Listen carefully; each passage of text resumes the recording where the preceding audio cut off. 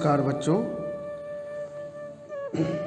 मैं हूँ अरविंद ठाकुर और हम लोग पढ़ेंगे आज एक बहुत सुंदर सी कविता जिसका नाम है सवाली राम।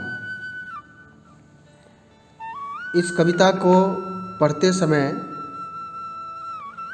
आप लोग ये ध्यान में रखिएगा कि हर एक बच्चा इस कविता वाला सवाली राम है जो बबलू है, क्योंकि पूछना जो है, जिज्ञासा करना वो अच्छी बात है। तो एक बच्चा ऐसा रहता है जो सवाल पूछते रहता है और क्या उत्तर दे ये सोच सोच कर उसकी माँ, उसके साथी, उसके टीचर परेशान हो जाते हैं कभी कभी, क्योंकि उसके सवाल कभी कभी आसान थे तो कभी कठिन भी हुआ करते थे। तो इन्हीं सब परिस्थितियों से जुड़ी हुई एक सुंदर सी कविता भगवती प्रसाद द्विवेदी जी की लिखी हुई सवाली राम।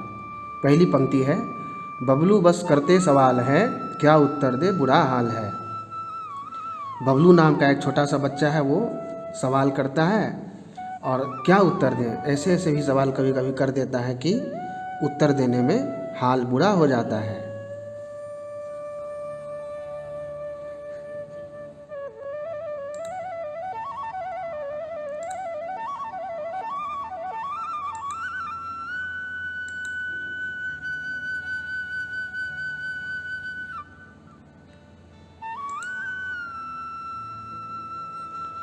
आगे की पंक्तियों पर विचार करते हैं, आइए। बबलू 3 बरस के बच्चे, मगर अकल के तनिक न कच्चे। अब अकल का कच्चा होना एक मुहावरा है जिसका अर्थ होता है दिमाग से परिपक्व होना या बड़ा दिमाग वाला होना। तो यहाँ बबलू जो है वो किस तरह का बच्चा है कि वैसे तो उम्र के हिसाब से वो छोटा बच्चा है। 3 साल का बच्चा कितना छोटा होगा आप सोच सकते हैं। जब बच्चा कम से कम 3.5 साल का होता है, 3 साल और 6 महीना या उससे ऊपर का, तो LKG में उसका नाम लिखा जाता है, पढ़ाई लिखाई की शुरुआत होती है। इतना छोटा वो बच्चा है, मगर अकल के तनिक न कच्चे। लेकिन बबलू जो है उसका जो अकल है, मतलब दिमाग, वो कच्चा नहीं है, वो बहुत पक्का है। वो दिमाग से बहुत तेज़ तर्रार है, इसीलिए वो जानता है कि कब किस तरह की बात करनी है किससे, और सोचता रहता है, दिमाग से कुछ न कुछ सोचता रहता है। तो जो बच्चा दिमाग लगाएगा, जो सोचेगा, उसी के मन में प्रश्न उठेंगे, इसीलिए वो सोचता रहता है और जब उसके समझ में कोई बात नहीं आती है तो वो पूछता है।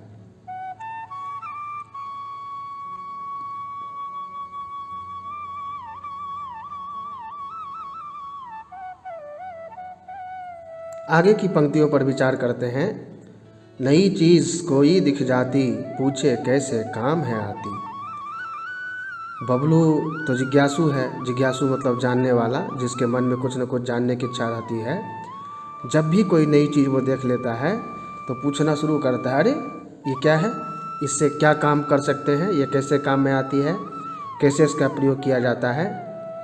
अब हमारे आस पड़ोस में जितनी चीज़ें हैं, ये ज़रूरी नहीं कि सारी चीज़ों के बारे में हमें जानकारी हो ही। कुछ चीज़ हम जानते हैं, कुछ चीज़ हम नहीं भी जानते हैं। तो अगर जो हम जानते हैं वो पूछा तब तो ठीक, और कुछ ऐसा पूछ दिया कि ये ट्रेन जो है वो कैसे चलती है, अब जो रेलगाड़ी का विशेषज्ञ है वही बता पाएगा। आगे की पंक्तियां हैं कि कौन फूल में गंध भरे जी, पत्ते कैसे दिखे हरे जी। कितने विचित्र विचित्र सवाल है बबलू के, थोड़ा सा ध्यान देने योग्य बात है। बबलू पूछ रहा है कि ये जो फूल है उसमें, जैसे गुलाब का फूल है, चमेली है, ये सब सुगंधित है, उसके पास जाएंगे तो एक अच्छी खुशबू आती है। तो वो खुशबू उसमें कौन भर रहा है, क्योंकि घर में तो हम देखते हैं कि पार्टी में या कहीं जाना हो तो सेंट छीट लेते हैं, लेकिन फूल में गंध भर रहा है। या फिर वो ये पूछ रहा है कि पत्ता जो है, पेड़ का जो पत्ता है वो हरे रंग का होता है, कैसे, लाल क्यों नहीं होता है, काला क्यों नहीं होता है।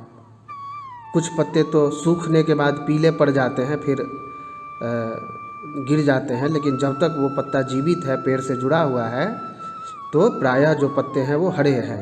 अब बबलू ये जानना चाहता है कि पेड़ के जो पत्ते हैं वो हरे रंग के कैसे दिख रहे हैं, आखिर बात क्या है।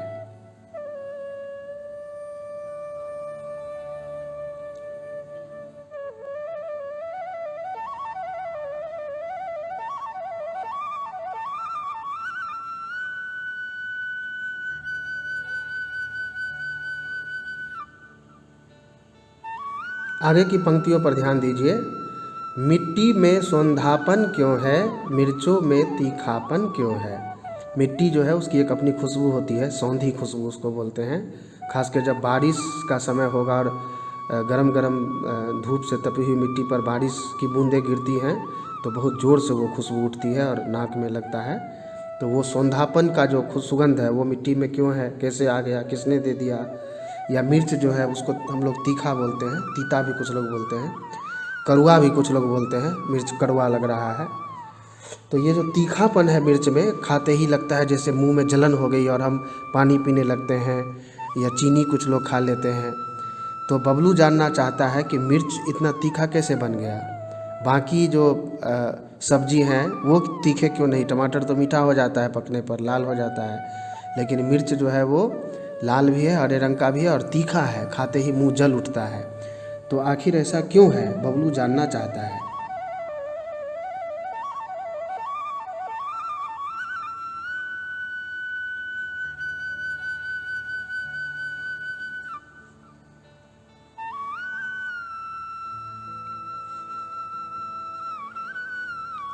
मेघा जल बरसाते कैसे, इंद्रधनुष दिख जाते कैसे। आगे जो बबलू का सवाल है वो तो और ज़्यादा चौंकाने वाला है। वो तो छोटा बच्चा है, उसको क्या पता कि सूरज की किरणें जो हैं उससे पानी गर्म होके भाप बन के बादल बन के ऊपर चला जाता है और फिर वही बादल बारिश करवाते हैं। इतनी बड़ी बड़ी बातें तो उस बच्चे को नहीं मालूम है, इसलिए वो जानना चाहता है कि मेघा जो है मतलब बादल, वो जल कैसे बरसाते हैं। लगता है जैसे वो झरना लेकर के हमारे ऊपर जल फेंक रहा है नहाने के लिए। और बारिश के समय में कभी कभी 7 रंगों वाला इंद्रधनुष आकाश में बन जाता है, जिसमें 7 रंग दिखाई पड़ते हैं। बड़ा लंबा चौड़ा सा वो रहता है धनुष के आकार का।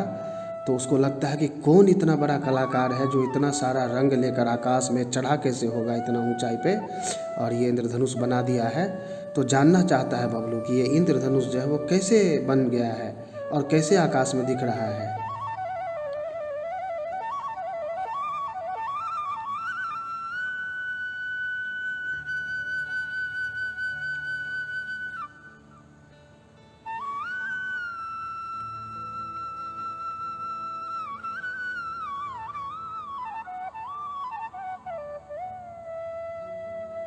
आगे की पंक्तियों पर विचार करिए।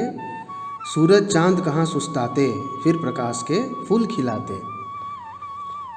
अब सूरज दिन भर हम लोग कहते हैं ना कि सूरज आ चुका है, सूरज घूम रहा है, सूरज पूर्व में उगता है और एक परिक्रमा पूरा करके पश्चिम में डूबता है। तो डूबने के बाद कहाँ जाता है, बच्चा सोच रहा है। चांद रात भर आकाश में घूमता है, तो घूमने के बाद आखिर जाता कहाँ है, सुस्ताता कहाँ है। सुस्ताना माने सोना या आराम करना। तो वो कहाँ जाके आराम करता है, उसका घर कहाँ है, उसके घर में कौन कौन है, कौन उसको प्रत्येक दिन सुबह में उठा के सूरज को भेजता है और वो आकर के प्रकाश का फूल खिलाता है। मतलब अंधेरा सूरज के आने से भाग जाता है और उजाला फैल जाता है। तो सूरज जो है वो ये सब कैसे कर लेता है, कौन उसको ये सब करने के लिए बोल रहा है, उसका घर कहाँ है, कहाँ पे वो आराम करता है, चांद कहाँ पे रहता है, बहुत सारे जो तारे हैं वो कहाँ पे चले जाते हैं दिन के समय, क्योंकि वो आकाश को देखता है, कभी दिन में देखता है सूरज, कभी रात को देखता है चांद और तारों से भरा हुआ आकाश। कभी कभी अमावस की रात वगैरह हो तो चांद नहीं भी दिखता है, अंधेरा अंधेरा सा रहता है। तो बबलू जानना चाहता है कि सूरज और चांद आखिर सुस्ताने के लिए, आराम करने के लिए कहाँ चले जाते हैं।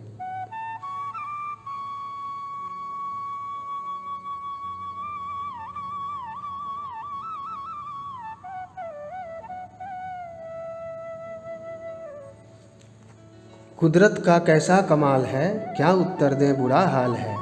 बबलू कह रहा है कि कुदरत का ये सब कमाल है। कुदरत मतलब प्रकृति, ये जो पेड़ पौधे, आकाश, धरती, नदी, समंदर, चिड़ियाँ, ये सब जो हमारे चारों ओर प्रकृति है, इसको कुदरत बोलते हैं। तो बबलू सोच रहा है ये सब जो प्रश्न, ये सब तो प्रकृति का कमाल है, भगवान की रचना है, ईश्वर अल्लाह वाहे गुरु का कमाल है। तो इसका उत्तर कौन दे सकता है। बहुत सारे ऐसे प्रश्न हैं जिनका उत्तर हमारे पास भी नहीं है। तो इसीलिए कुदरत का ये कमाल है और हम लोग क्या उत्तर देंगे, उत्तर देने वाले का ही बुरा हाल हो जाता है। जैसे कोई कह दे कि हवा है तो दिखाओ कहाँ है, तो हम दिखा नहीं सकते हैं, केवल महसूस कर सकते हैं। हवा बहती है, कपड़े उड़ने लगते हैं, शरीर में ठंडा लगने लगता है, सारा चीज़ होता है, लेकिन वो हवा आँखों से हम देख नहीं सकते हैं। तो प्राकृतिक बहुत सारी ऐसी घटनाएं प्रत्येक दिन हमारे साथ होती हैं जो हम देखते तो हैं, लेकिन वो कैसे हो रही हैं, क्यों हो रही हैं, किसके द्वारा हो रही हैं, इस सब का उत्तर देना बड़ा कठिन है।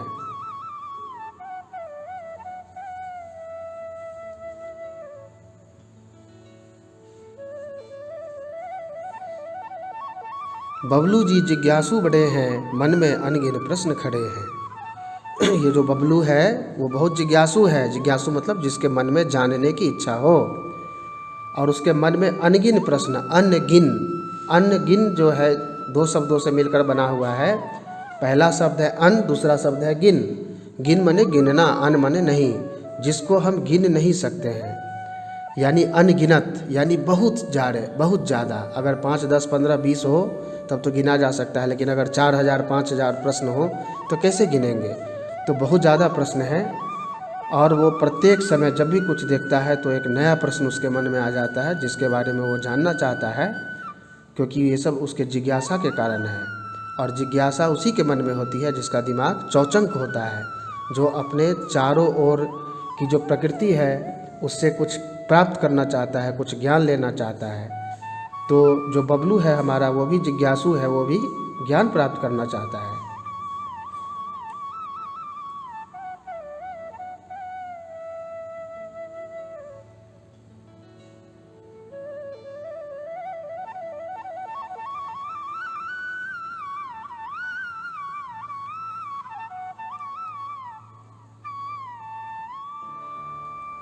उलझन उनकी जाती बढ़ती, नई चीज़ अचरज से भरती। यह चीज़ जो मैंने कहा ज, क्यों कहा इसे, क्योंकि उस ज के नीचे एक बिंदु लगा हुआ है।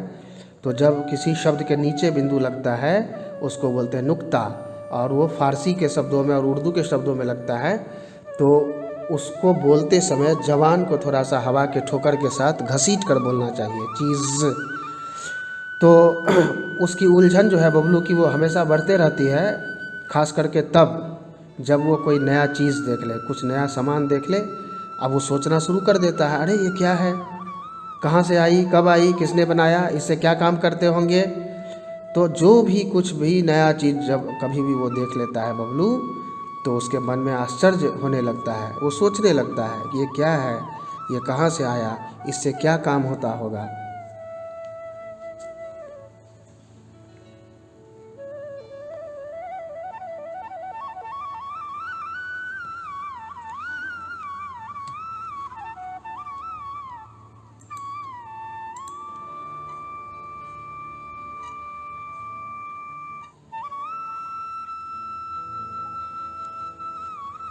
साथी से, टीचर से पूछे, माँ पापा घर भर से पूछे।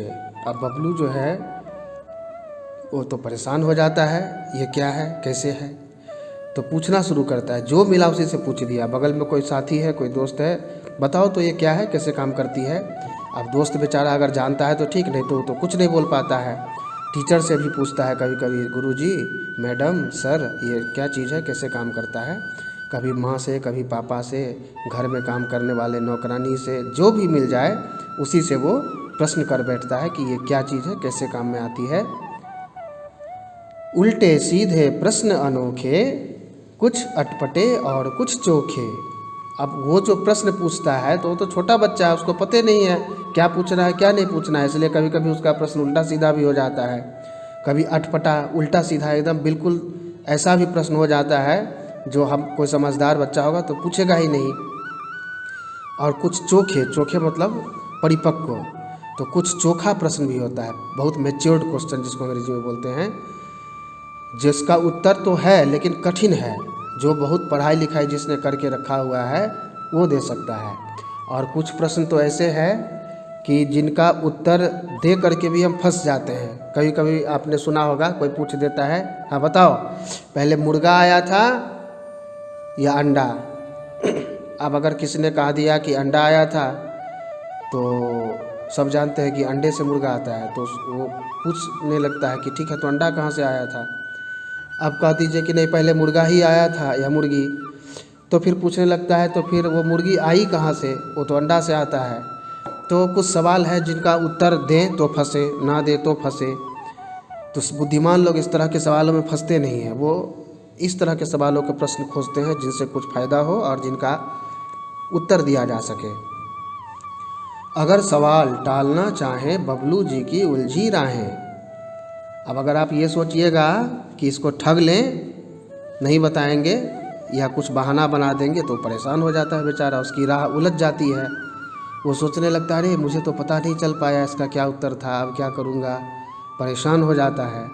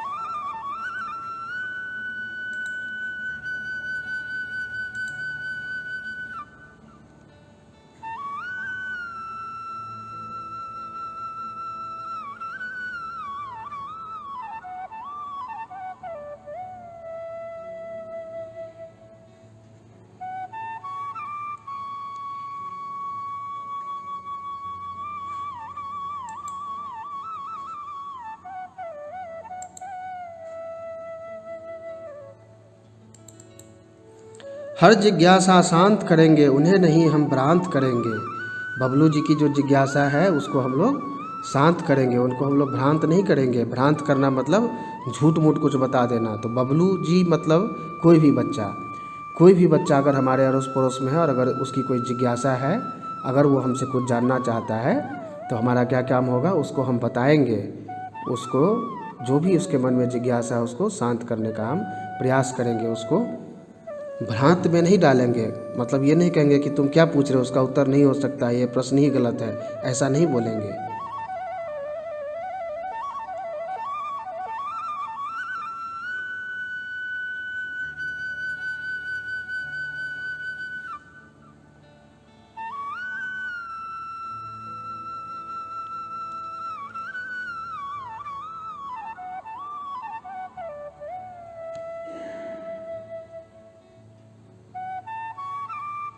उत्तर पा बबलू निहाल है, मन में फिर कोई सवाल है। बबलू ने प्रश्न का उत्तर प्राप्त कर लिया है और निहाल हो गया, मन प्रसन्न हो गया।